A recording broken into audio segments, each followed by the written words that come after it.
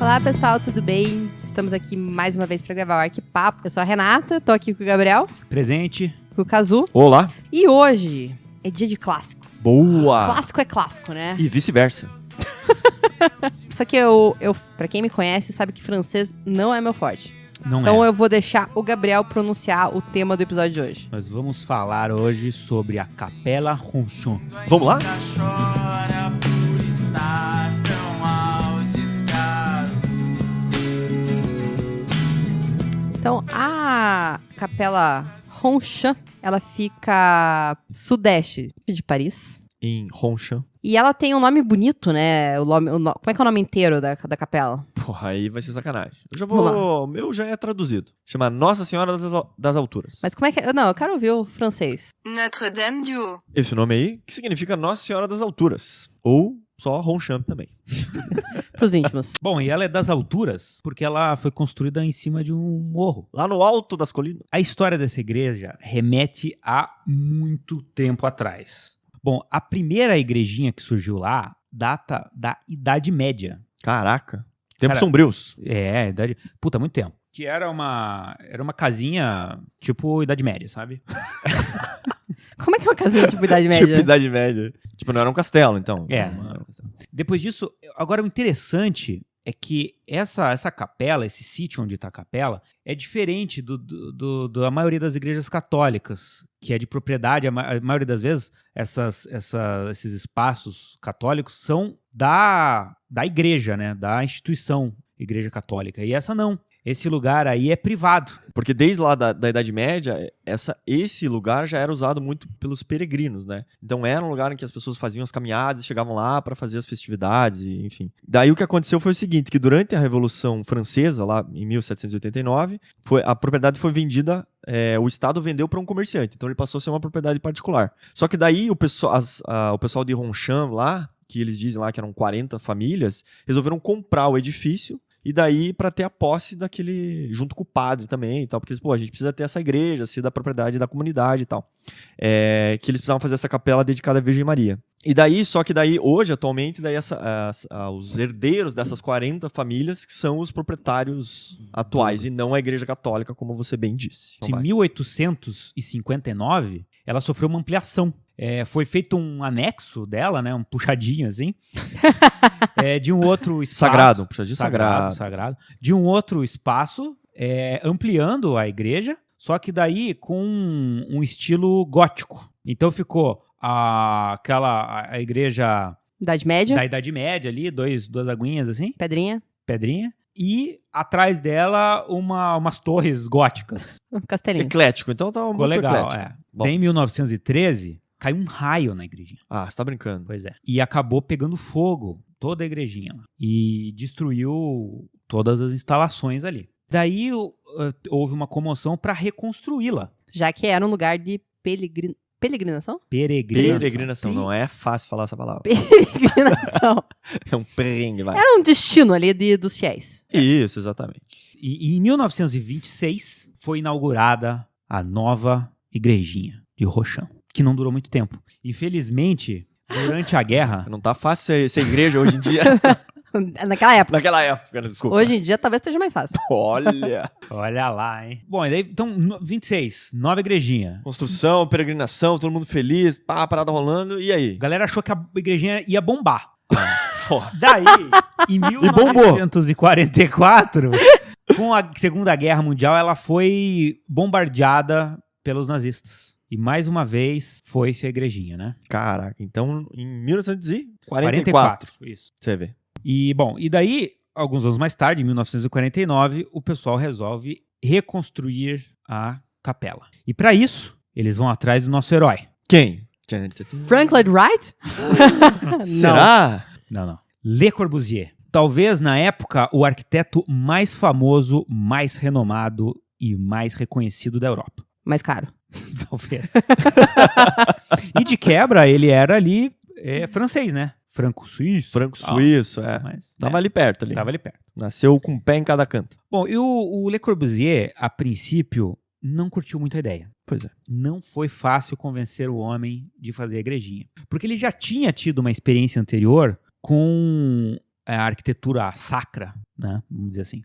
E ele tinha tido uma experiência muito, muito negativa. Ele tinha feito algumas propostas para os clérigos lá, e o pessoal não aceitou. Eles acabaram não chegando a um acordo a respeito da igreja, e a igreja acabou não sendo executada. Então ele tinha a impressão de que aconteceria a mesma coisa com essa igreja, de que eles não iam conseguir entrar num acordo e isso não ia para frente. Então, a princípio, ele refogou do negócio, né, Kazuo? Ele ficou bem pé atrás e falou que não tinha tempo. Falou, não tem tempo pra resolver esse problema. Essa é a clássica desculpa. Clássica. Mas ele também era agnóstico. Mas o cara não é católico, né? Não, ele cresceu, a família dele era protestante. Mas com o passar do tempo, ele acabou abandonando a religião, né? E agora católico realmente ele não era mesmo. Definitivamente. Só que daí o pessoal da igreja, eu achei engraçado porque é o seguinte, eles resolveram contratar um arquiteto, né, que você falou renomado, conhecido, mas por ser ultra moderno, né? Quer dizer assim, com ideias muito de vanguarda e tal, assim, que não eram nada... Não, que hoje, se você for ver, hoje já não é uma estética que você associa à igreja. Imagine na época. Pois é. Não, e eu acho que os caras nem sabiam que ele ia fazer aquela coisa que depois virou, entendeu? Eles chamaram um arquiteto com formas mais puras, retas e tal, mas tudo bem. Tiveram esse espírito inovador de contratar um arquiteto com ideias mais novas, digamos. Só que eles mandaram uma cartinha pro Le Corbusier e eles escreveram o seguinte: não temos muito para oferecer-te. Ou seja, parece que não tinha muito dinheiro. Mas temos o seguinte: um cenário maravilhoso e a possibilidade de completar o trabalho. Que era a questão que ele tinha problema com a outra questão com a igreja lá. Uhum. Se não estás acostumado a projetar igrejas, mas deves construir uma. Então as condições oferecidas em Ronchamp são ideais. Não é uma causa perdida. Estarás livre para criar o que quiseres. Vou repetir. Estarás livre para criar o que quiseres. Isso não casa muito com a ideia de não termos dinheiro, né? Não, eu acho que sabe que eu tava pensando bem isso? Pô, como é que você tem dinheiro pra fazer a obra, mas não tem dinheiro pra pagar o arquiteto? Estranho, né? Mas os clientes têm um pouco essa personalidade. Até hoje! Até hoje, né? Corbuja sofreu o que sofremos. Você viu, pessoal? Não desanimem. Ou desanimem. Então, mas aí o que aconteceu foi o seguinte. Então, em 1950, ele foi visitar então o terreno. Porque ele aceitou. Ele falou, porra, já que eu posso fazer tudo que eu quiser e vão construir, bora lá. E aí ele chegou no terreno e se encanta. Por quê? Era no topo da colina, então você tinha uma visão praticamente 360 graus de todo o entorno, assim, né, que é bem bonito, bem bucólico, né, todo arborizado, assim. E é evidente que ele sabia também que construir um edifício no topo da colina ia dar muita notoriedade para ele, né? Quer dizer, um edifício emblemático no topo de uma cidade, num lugar, né, que já tinha um apelo turístico, religioso e tal. Então ele, vou embarcar nessa e daí coloca abraçou uma plaquinha a causa. lá com o telefone, né? Exatamente, faz a divulgação. Por que não? Aposto que foi isso que os padres argumentaram com ele lá, né? Não, eu vou pagar pouco, mas eu vou colocar uma plaquinha com o teu nome aqui. Você vai conseguir vários clientes depois. De fato, ele conseguiu. Mas isso a gente vai falar mais no final. Sério? Spoiler. Então, tá. Segura essa informação. Então, a informação que eu tenho aqui é o seguinte. Ele começa o projeto em 1952 e a construção ela vai acabar lá por 1954, 1955. 55 a informação que eu tenho aqui. Então, em 55, vamos seguir essa informação que você tem aí. Mas ele tinha um coleguinha de trabalho, não tinha não? Quem que era o coleguinha? André Massonier. Ele era arquiteto e engenheiro. É tudo que a gente sabe. Né? É tudo que a gente sabe sobre ele.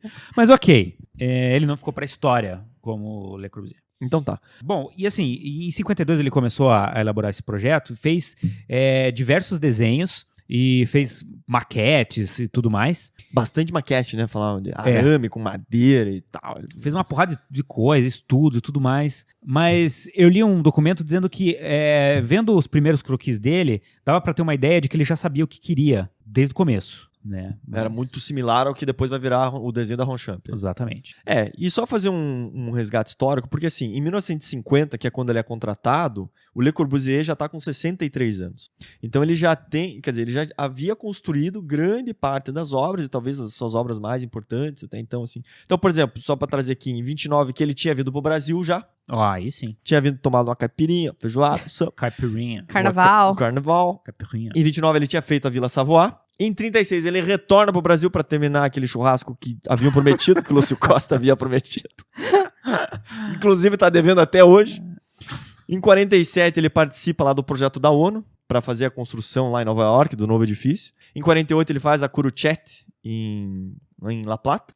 E em 46 ele faz o projeto da unidade de habitação de Marsella. Então assim, você vê todas essas grandes obras emblemáticas ele já havia feito e aplicado todos aqueles conceitos modernistas que ele, sempre os princípios, da arquitetura mais pura, dos tratados. Então, assim, arquitetura pura, funcional, a máquina de morar, então tudo muito rígido até nas questões de como deveriam ser as arquiteturas, Até agora. Até agora. Ele fala, foda-se, agora joga tudo pra cima, eu vou fazer outra parada. Eu acho que foi isso que aconteceu.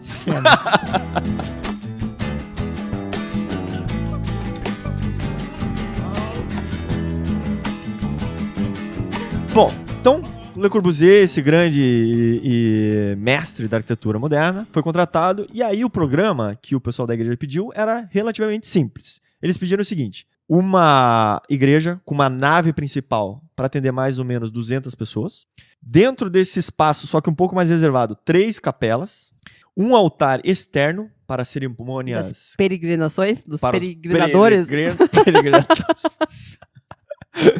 Eles chamam de cerimônias campais. E também daí tem uma parte interna, Então o altar, o coro, o púlpito, o confessionário e a sacristia. E acho que tem dois aspectos também importantes, assim, esse é o programa básico e tal, mas uma questão que era assim, eles tinham uma estátua da Virgem Maria em madeira, que era uma relíquia ali do século XVII. Que é lá daquela primeira igrejinha lá que eu falei. Como é que você salvou, Fogo, bombardeio. Não, é Deus. Verdade. Tá. Porra. Você quer prova maior? Trouxe de madeira. Trouxe de verdade. madeira. Sobreviveu a um incêndio e aos nazistas. Coisa de Deus. Isso aí, obrigado. Então, só que então, ele precisava, aí esse foi o Le Corbusier. Le Corbusier. É o seguinte, você vai ter que achar um lugar pra deixar essa estátua num lugar bem protegido, um troço bacana, fica ao teu critério. E outra coisa também, que lá em cima da colina, eles têm dificuldade pra trazer água. Então eles precisavam também criar um sistema de captação de água de chuva e tal. Então essa foi a problemática que foi dada pelo Le Corbusier, e aí que ele começou então a desenvolver o projeto em si. Não, ele começou, eu acho que por esse negócio da água, Vamos fazer um bacião? Foi um grande chapéu. Um grande chapéu, que parece muito chapéu de noviça, diga-se de passagem. É verdade. Olha, é verdade. Parece chapéu de Nossa, noviça. Renata desvendando os mistérios. E daí, e é um bacião pra pegar chuva. Você vê tanta pesquisa aprofundada e no fundo... Resume aí. isso. A capela é isso, é um bacião Grande bacião. em formato de chapéu de noviça.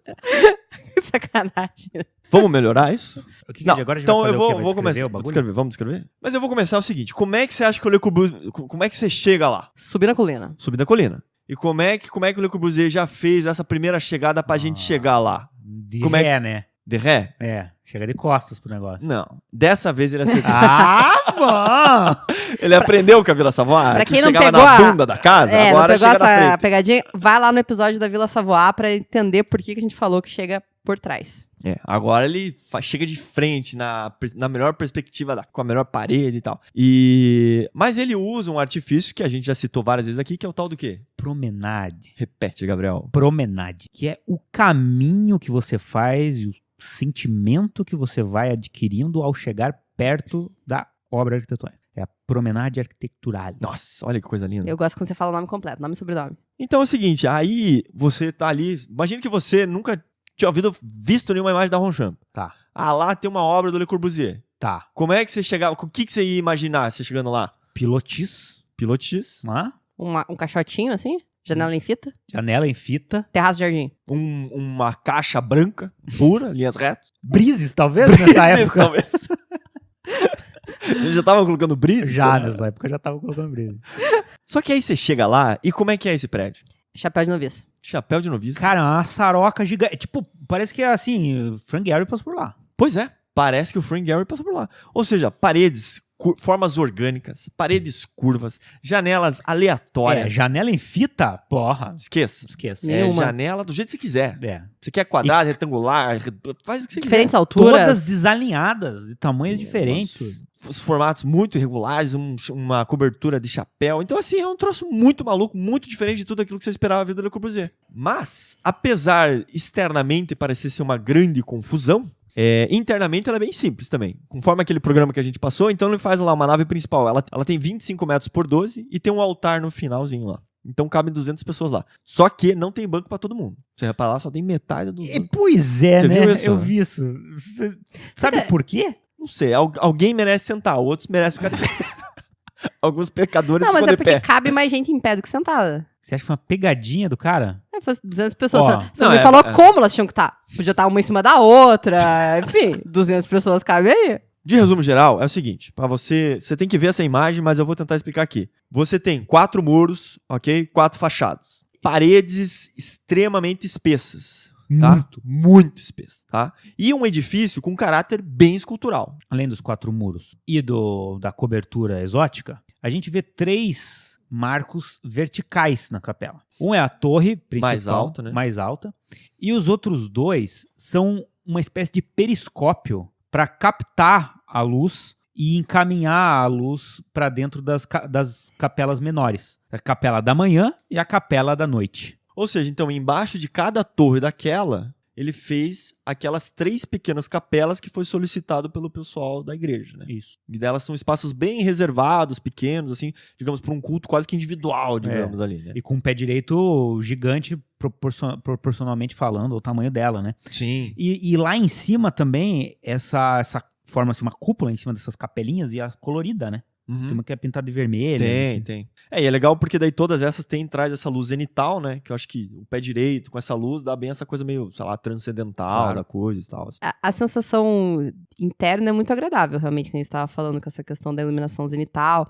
E tem um outro detalhe de iluminação que é bem importante, que a cobertura, ela tem uma pequena soltura em relação à vedação das paredes. Exatamente. Então, tem um rasguinho, assim, que na proporção, assim, fica excelente. Parece uma fita, assim, que é muito legal, que você pega aquele puta elemento pesado de concreto, mas parece que tá flutuando. Essa é uma sacada genial. Porque a cobertura é muito robusta, assim, né? Pesada Muito, e tal, mas muita- ela, no fim, ela tá solta, né? Tá soltinha. Então, eu achei interessante porque, assim, as paredes, elas são extremamente espessas, né? Sim. Até eu peguei aqui a dimensão, ó, porque, digamos, a parede sul, que é aquela que tem bastante as janelas aleatórias, a fachada principal mesmo quando você chega, ela tem um formato trapezoidal. Então, na parte de baixo, ela tem 2,80 metros, mas Caceta. Puta que pariu. cara, é muito larga. Daí ela vai afinando conforme vai subindo. Mas o que é interessante, assim, você dá a impressão de que as paredes são robustas pra suportar toda a estrutura de um telhado, né? Você fala assim, não. E daí não. Pegadinha do malandro. Tanto que se você for ver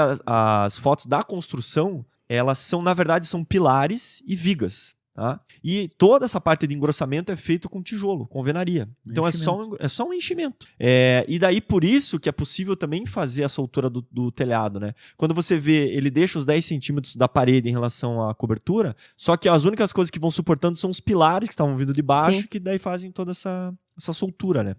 Então é interessante, realmente dá essa questão que a Renata falou da luz, né? Pô, entra uma luz totalmente, assim, já indireta, né? Mais refletida, então dá um aspecto muito interessante, assim. E até ele diz, assim, no memorial descritivo, ele cita assim, há uma fenda horizontal de luz com 10 centímetros de altura surpreenderá, Uhum. dizia Le Corbusier.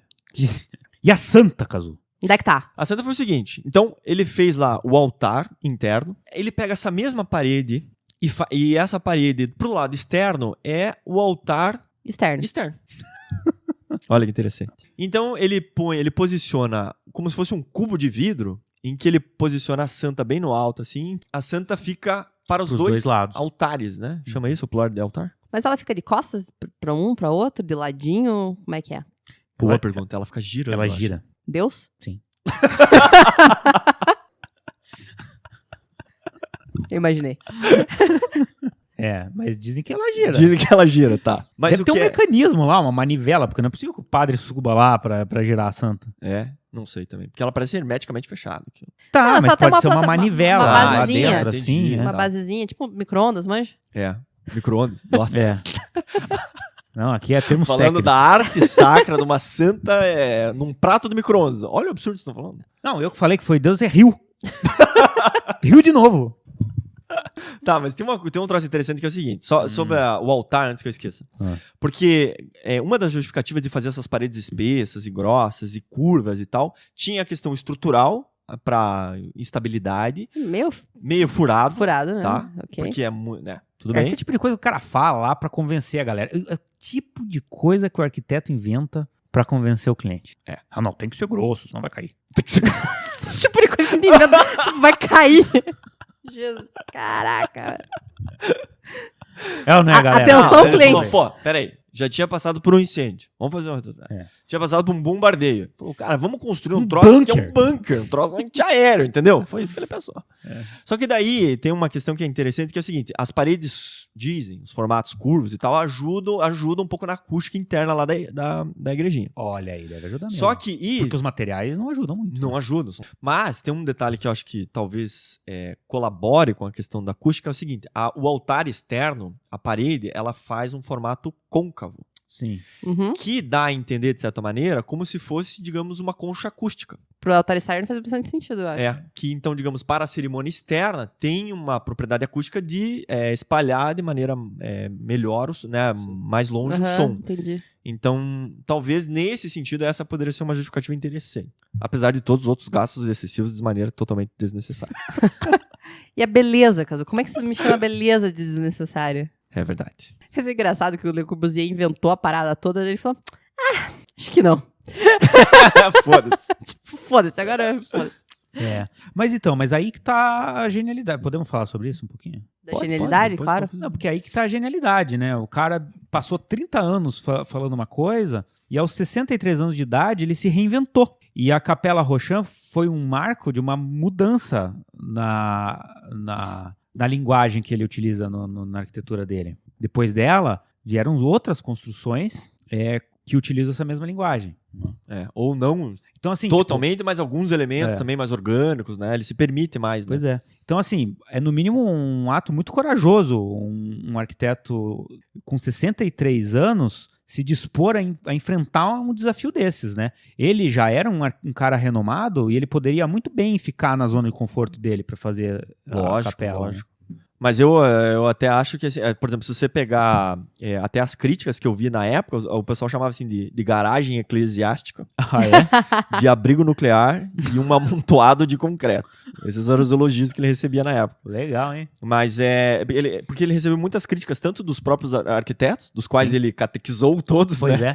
E tanto por parte da igreja também, porque não encarava aquilo como uma capela, né? Enfim, simbólica e tal. Então, teve bastante crítica dos dois lados, assim. Parece meio você traiu o movimento, assim. Porra, cara, você veio aqui me ensinar a fazer essa porra toda e agora você tá fazendo outra. Tanto que porque agora vocês já sabem tudo que eu sei, consegui ensinar bem, agora eu vou ensinar uma coisa a mais pra vocês. Aprende essa. Não, tanto que tem gente que diz, assim, que é até uma certa ruptura, né, do pensamento, porque, assim, o movimento moderno também estava um pouco em crise, né, começando a rever certos conceitos, então é uma ruptura, de certa maneira, pro Le Corbusier, mas, ao mesmo tempo, para ele é uma evolução da carreira, né, quer dizer, um novo desafio que ele se propõe, então acho que também existem duas maneiras de olhar, assim, mas eu também acho, assim, que ele criou tantas regras, e no fundo ele estava tão preso a tantas regras que ele mesmo tinha criado, né, que eram limites que ele mesmo se impôs durante a vida inteira, e ele via lá o Oscar Niemeyer, por exemplo, gastando concreto a rodo, né? Fazendo formas curvas. Gastando do jeito que ele queria. Curva da mulher brasileira? Bunda, montanha, o que ele queria. Ele todo travadão. Acho que chegou uma hora que ele falou, foda-se, eu vou fazer o que eu quiser, gastar, foda-se, né? Deixou o cabelo crescer. Começou a fumar maconha. Virou hippie. Paz e amor. Lelê, paz e amor.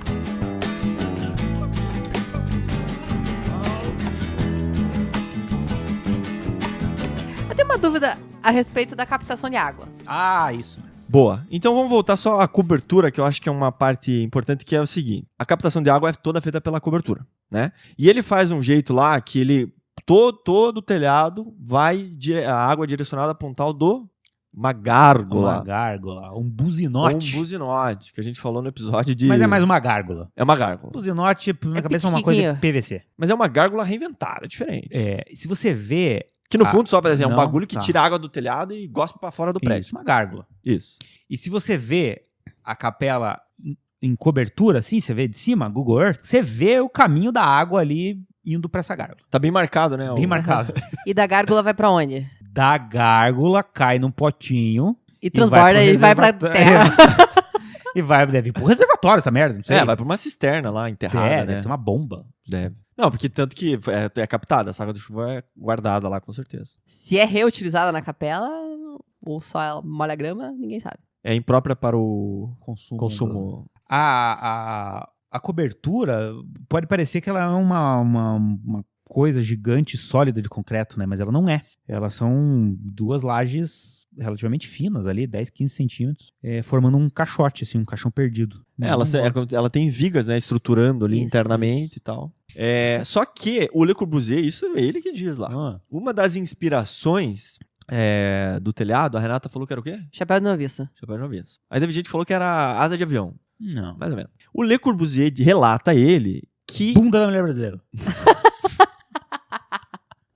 Mulher francesa. Francesa. Mulher francesa. Franco-suíço.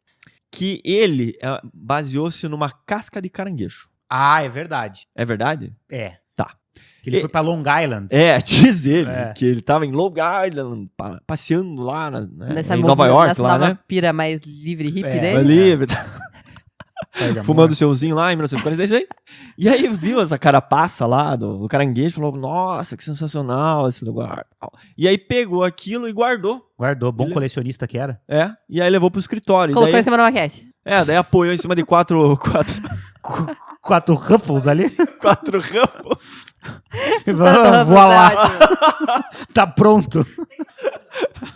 Sim, e os materiais de revestimento são os restos mortais das capelas que foram incendiadas e bombardeadas ao longo dos anos, né? Muito dos revestimentos que utilizados ali são... Eles pegaram a caliça e fizeram uma maçaroca e aplicaram lá. Fizeram, Entendi, legal. bonito.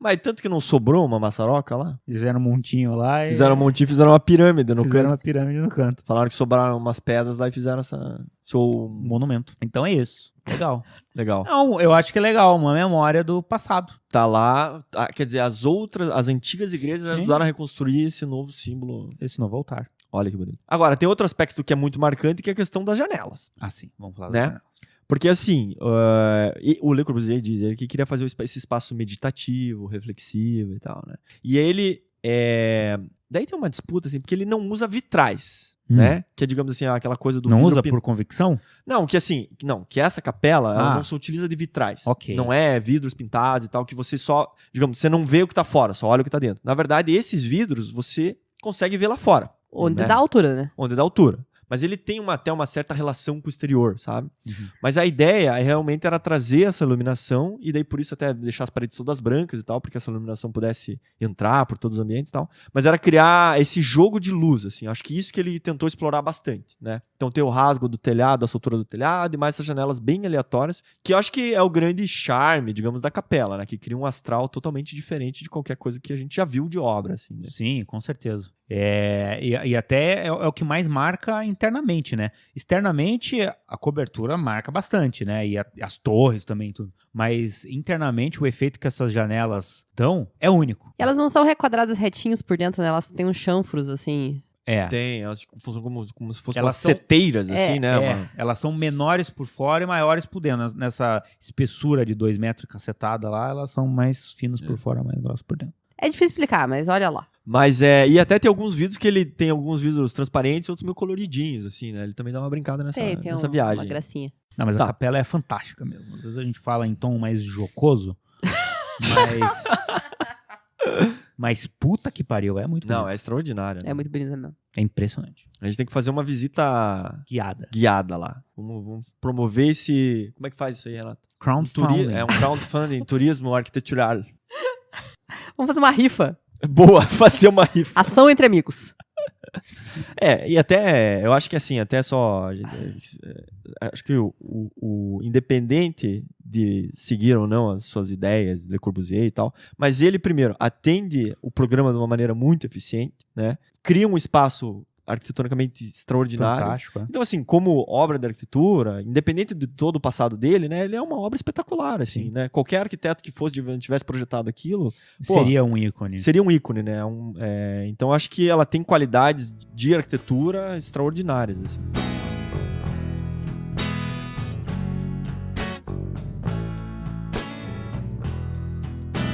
Bom, então... Acabou a dando- capela. Não, É isso É. por hoje, pessoal. Tchau. Não, tem mais informação. Agora, atenção.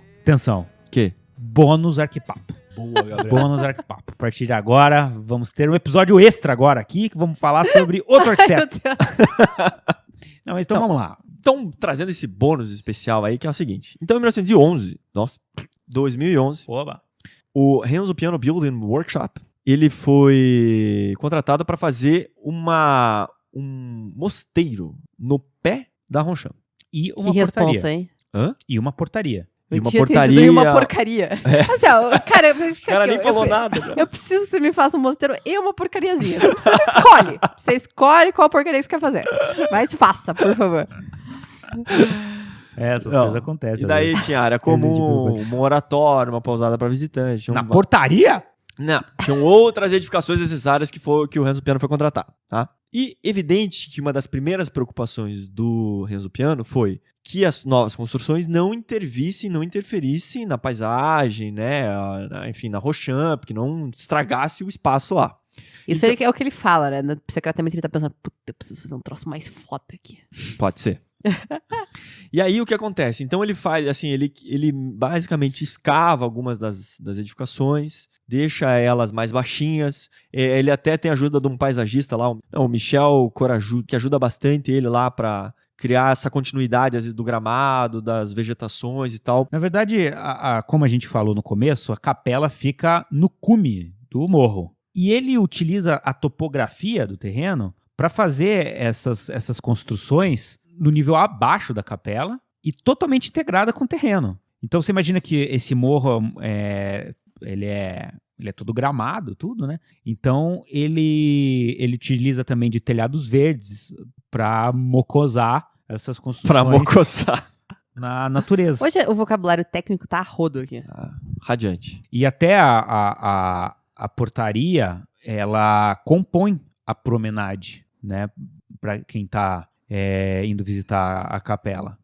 Então é o seguinte, selecionaram o Renzo Piano, ok? Ok. Na competiçãozinha que rolou, chamaram lá o Tadauando, o Jean Nouvel, etc. Ah, o Renzo Piano ganhou. Ele é bom nessas competiçõezinhas. Ele é bom, ele ganha todos os arquitetos. Ele é bom. O projeto, então, foi aprovado pela Comissão Nacional de Monumentos Históricos da França. Ok. Sim. Foi aprovado pela prefeitura local, Ok. tá?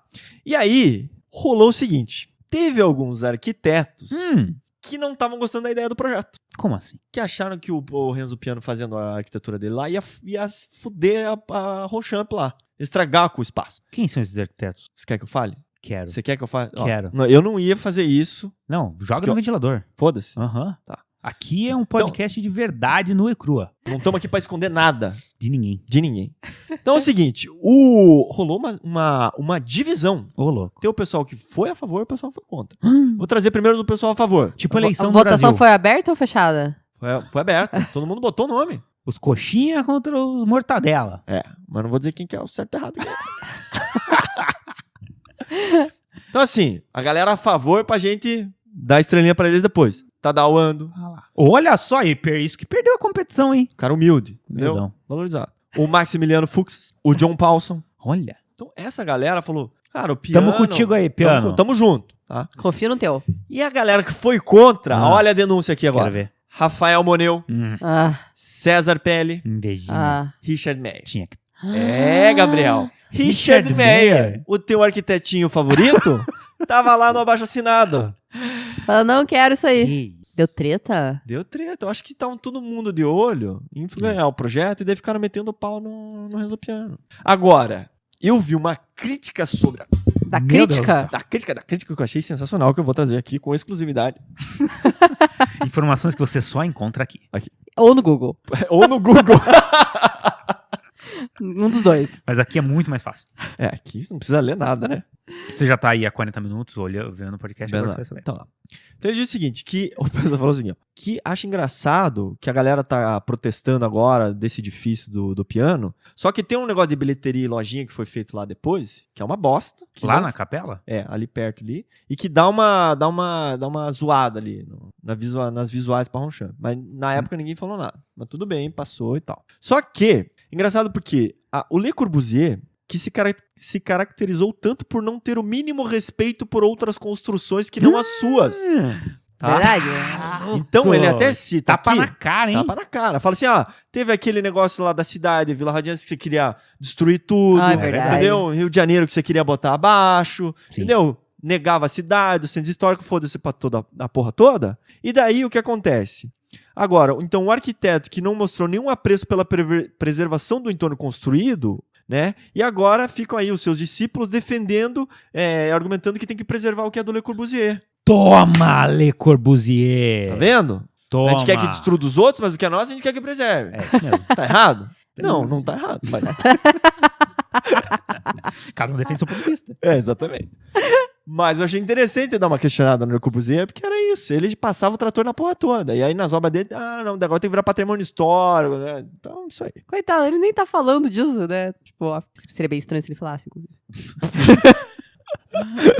Pois é. E também em 2004 foi um troço que tava em todas as notícias, inclusive da BBC, dizia que teve jovens quebraram os vitrais da capela, Ah, é. as janelas. Puta, esses jovens. Jogando bola, acontece. A fundação... Não, pois foi o que eu achei. Jogando Que a bola, galera tava nada, jogando... Não é nada disso. Os franceses são tudo louco. Não, eles estavam jogando uma bola lá. Bem de boa. Le Bleu, e chutou a bola. Acontece. Mas a Fundação Le Corbusier ficou indignada e pediu que as autoridades tomem conta para conter a violência que tá acontecendo lá. Violência. Cara, aquela ronchepa no Brasil já tava pichada de cabo a rabo. É, vem ver o Ministério da Educação aqui como é que tá.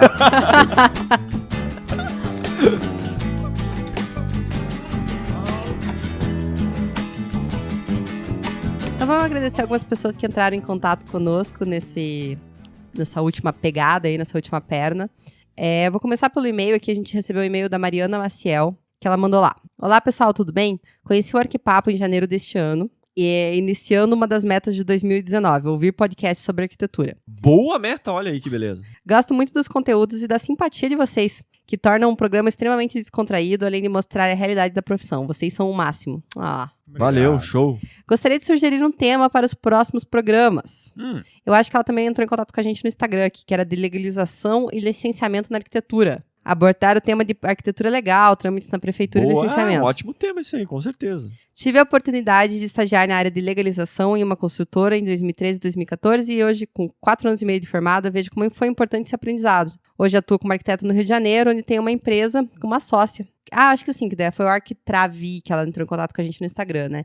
É verdade. E um dos focos deles é a legalização e licenciamento. Acredito que seja um bom nicho de mercado, possibilitando grande aprendizado, além de ter carência de profissionais especializados. Obrigado e desejo muitos sucessos a vocês. E é verdade, eu acho que realmente essa parte de legalização e licenciamento realmente carece de gente que manje e é difícil. É uma coisa bem específica, Bem né? específico. Tem que ler bastante lei, tem que estar muito por dentro de como fazer as aprovações e tal. Realmente. Isso, na verdade, economiza tempo e dinheiro, né? Pra todo mundo também, né? Isso aí. Se eu souber, tiver essa habilidade aí, vale a pena. Obrigada, um beijo pra você. E também aqui, vamos agradecer aqui a Camila Bones. Ela escreveu aqui, ó, muito legal o podcast. Gostaria de sugerir uma pauta que venho assistindo em palestra aqui em São Paulo e acho importante discutir sobre Smart Cities e o que torna uma cidade inteligente.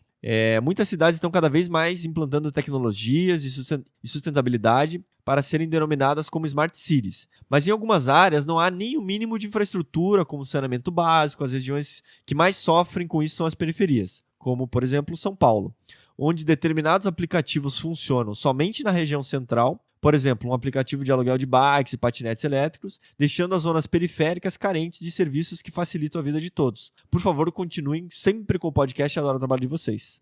É que assim, eu acho que uma coisa não exclui a outra. Né? A gente tem que discutir a cidade como um todo e principalmente na realidade de países mais com problemas sociais muito graves, como é o Brasil, a gente tem que estar discutindo sempre essa questão da conformação das cidades brasileiras, que apesar de a gente ter evoluído muito na questão de instrumentos urbanísticos para tentar evitar essa expulsão da população para áreas mais periféricas, para áreas de menor interesse, ainda é a realidade que a gente vive. Muitos desses instrumentos não são empregados ou não são empregados de maneira correta, enfim, dá pra gente discutir muito isso, assim, sabe? Então, acho que é um assunto sempre importante de estar discutindo essa exclusão e o planejamento urbano como um todo. Mas essa questão que ela começou da Smart City também, eu não acho excludente da discussão né? De não deixar de tentar ser uma Smart City em alguns aspectos. Isso, inclusive, ser uma Smart City no planejamento, assim, sabe? Na identificação dessas áreas, pensar na cidade.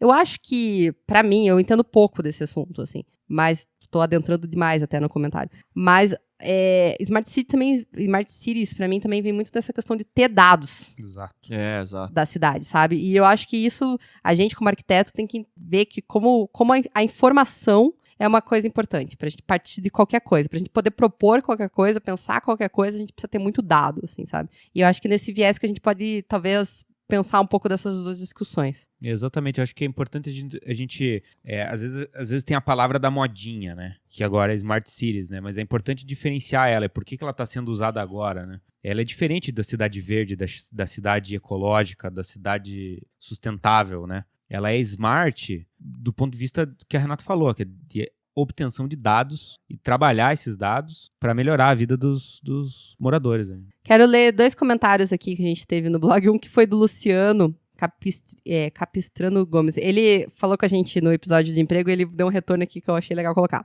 Já que leram meu recado no último programa, vou comentar que me chamaram para uma nova etapa de um processo de seleção. Yes! Opa, olha aí. Ele colocou entre parênteses aqui uma coisa engraçadíssima. Devo estar jogando um jogo e eu não sei. Passou para nova fase.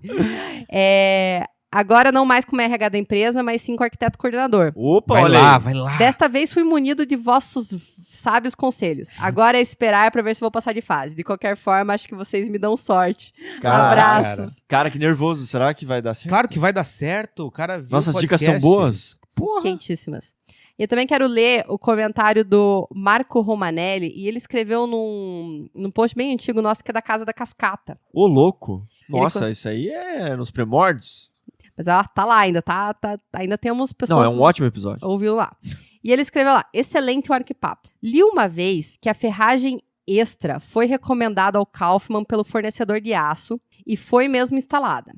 E há uma dissertação de mestrado que refaz os cálculos e conclui, com ou sem acréscimo, a seção de concreto das vigas principais era insuficiente. Quem restaurou a estrutura opinou que o terraço do segundo piso inicialmente teria sido concebido como um balanço independente e em algum momento do cálculo passou a ser apoiado na extremidade do balanço do terraço do primeiro piso, sem que este último tenha tido seu dimensionamento readequado. Virou apoio sem saber. Ele não tava nem esperando aquilo. De qualquer modo, o uso de armaduras de compressão teria resolvido tudo a contento, mas possivelmente isso ainda não era usual. Então, abraço pro Marco Romanelli, que Caraca, mandou um comentário super técnico aqui pra gente. Obrigada. Genial, Legal. porque esse foi um baita problema, né? Naqueles balanços lá que... Né, a discussão, depois quem quiser ouve lá o episódio todo, mas depois toda a reforma foi... Né, teve que ser tirado todos as pedras, os móveis, investimentos, fazer macaquear, digamos, a estrutura, reforçar e aí recompor tudo, fazer todo um restauro naquela casa, né? Só que também a casa era uma das primeiras, assim, de concreto armado, então ainda eram conhecimentos meio iniciais ali. E o Frank Lloyd Wright era aquele cara que sabia de tudo, né? E errava como nunca. Mais alguma coisa temos aí? Também queria só deixar um abraço aqui pro Jason e também pra Gabriela Delfrati, que parece que conseguiu o estágio aí. Porra, E falou que o Arquipapo parece que foi um diferencial lá no currículo. E eu quero mandar também um abraço aqui pro Alfredo, meu amigo, que ele foi fazer uma viagem pro Irã e ele visitou a cidade de Yazd. E ele mandou aqui sobre aquilo que a gente comentou sobre as torres de vento na cidade de Masdar. E ele falou que viu isso num palácio persa lá e que refresca pra caralho. Funciona super bem isso. Então, interessante, né? A gente não sabia se realmente tinha essa efetividade, mas parece que funciona. Funciona. De repente, até o Rio de Janeiro poderia começar a usar, né? Isso aí. Porra, pois é. Isso aí Preciso foi uma colocar uma técnica... aqui no meu prédio, aqui pro meu apartamento. Pode ser também. E a Solimar Isaac. Olá, pessoal do Arquipapo, tudo bem? Tive a oportunidade de conhecer essa cidade, a cidade de Masdar, nas últimas férias. Um lugar cheio de pesquisas, tecnologia, inovação de startups. Foi incrível. Porra, animal, hein? Sensacional, né? Ela foi agora? Foi passar as férias agora. Só que é o seguinte, Solimar, a gente tem... Cadê o teu relato aqui? Conta pra gente um pouco mais aí. Se puder mandar um e-mail, que a gente ficou curioso pra saber se funciona mesmo, o que tá funcionando Carro lá. autônomo. A gente quer saber de tudo isso. A gente também queria agradecer que a gente fez uma enquete lá no... Enquete não é que chama, como é que fala? Pergunte para nós lá no Instagram. E bastante gente interagiu, assim, que foi bem legal. Então a gente conseguiu responder algumas das perguntas. E agradecer a todo mundo que comentou e compartilhou no Stories e tal. Putz, a gente ficou muito feliz quando rola essa divulgação aí. Pra gente, na verdade, esse trabalho que a gente sempre fala, né, do Arquipapo é muito gratificante, tudo, mas Quem puder colocar uma avaliação, tanto no iTunes, como a gente conheceu agora o Cashbox, comentar lá no Instagram, compartilhar com os amigos, ajuda bastante e a gente agradece. Quem quiser, então, entrar em contato com o Arquipapo, você pode falar conosco através do Instagram, através do Facebook, por e-mail no contato@arquipapo.com.br e dá para deixar essas avaliações de depoimento tanto lá no Cashbox e no iTunes. Maravilha. Beleza? Muito obrigada e um beijo. Até Valeu! próxima.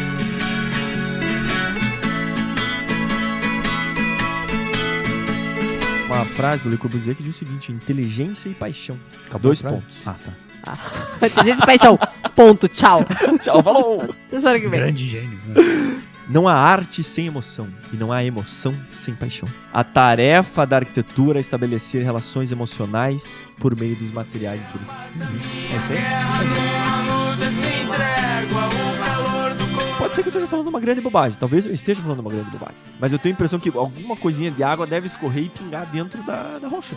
Não, o negócio chove dentro. Chove dentro, né? Eu acho. Ah, mas ele já é craque em chover dentro, né? É. Não só com ele, como com vários, né? É um clássico da arquitetura chover dentro dos lugares. Alegria das crianças no dia de Natal. Olha que eu fiz catequese, eu devia saber essas coisas. Pois é, eu esqueci tudo. Essa Você parte fez aqui. catequese, né? Fiz, crisma, tudo. Nossa, mas Estão dando pra qualquer um isso daí hoje em dia, né? você vê como é que é. Pra chegar. É isso aí. Nossa, o cara cansou. Assim. E é isso aí. Então, só que daí o que... Quer falar? Não, eu vou falando. Se você não Tá, parar. então vamos falando. Vai lá, vamos falando junto. Acontece.